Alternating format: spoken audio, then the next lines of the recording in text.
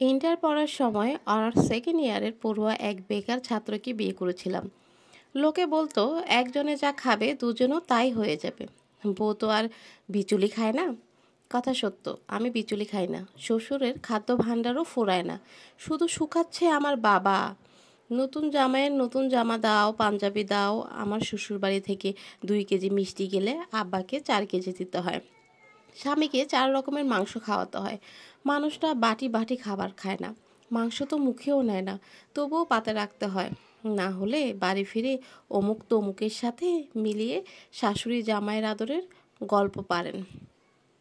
আব্বা মাশাল্লাহ, আমার শ্বশুরবাড়ির কোনো ভদ্রলোকে ভদ্র মহিলাকে জামা কাপড় দিতে বাদ রাখে নাই। সবাইকে জামা কাপড় দেওয়া হয়েছে। আমার খালা শাশুড়ি, নানি শাশুড়ি, দাদি শাশুড়ি, তাদের মেয়ে, তাদের মানে অনেক সবাইকে আমার বাবা জামা কাপড় দিয়ে দিয়েছে। ওনাদের নাকি শখ হয় আমার বাপের বাড়ির ভাতের স্বাদ নিতে, কাপড়ের রং দেখতে।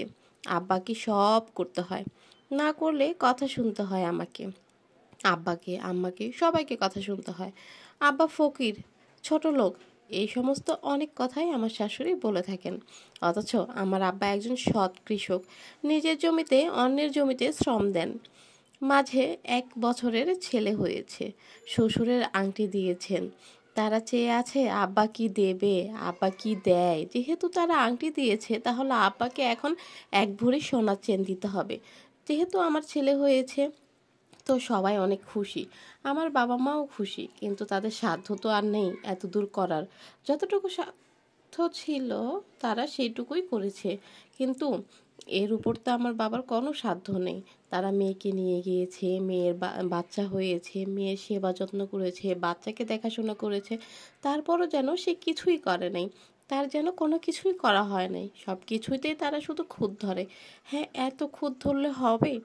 শুনলাম পোষা ছাগলটা বিক্রি করবে। বেকার ছাত্রকে বিয়ে করে কি পেলাম? স্বামী, সংসার, বাচ্চা, সবই ঠিক আছে। ঠিক নেই শুধু আমার বাবা, আমার পরিবার, আমার বাবা মা এখনও ঠিক হতে পারেনি। তাকে বেয়াই বাড়ির আত্মীয়তা রক্ষা করতে হয়, হচ্ছে, হবে, এটাই নিয়ম, এটাই স্বাভাবিক। তাই হয়তো মেয়ের বাবা মা মেয়েদের বিয়ে দিতে ভয় পায়, যে আমি যদি মেয়েকে বিয়ে দিয়ে দিই তাহলে মেয়ের শ্বশুর বাড়ি সারা জীবন টানতে টানতে আমার হয়তো চলে যাবে। তারা এমনটা কেন ভাবে যে মেয়েকে বিয়ে দিলে তার শ্বশুরবাড়ি টানতে হবে? কেন দিতে হবে? কেন করতে হবে? ওই যে চক্ষু লজ্জা, দিতেই হবে। না দিলে অমুকে অমুক কথা বলবে, তমুকে তমুক কথা বলবে। এই সমস্ত কথা তো শোনা সম্ভব না, তাই না? আমার বাবা সাধারণ একজন কৃষক হয়ে এত কিছু কিভাবে করবে? কিভাবে করবে? তার তো এত সাধ্য নেই, এত সামর্থ্য নেই। তাহলে তার উচিতই হয়নি তার মেয়েকে বিয়ে দেওয়া। আসলেই তার উচিত হয়নি তার মেয়েকে বিয়ে দেওয়া।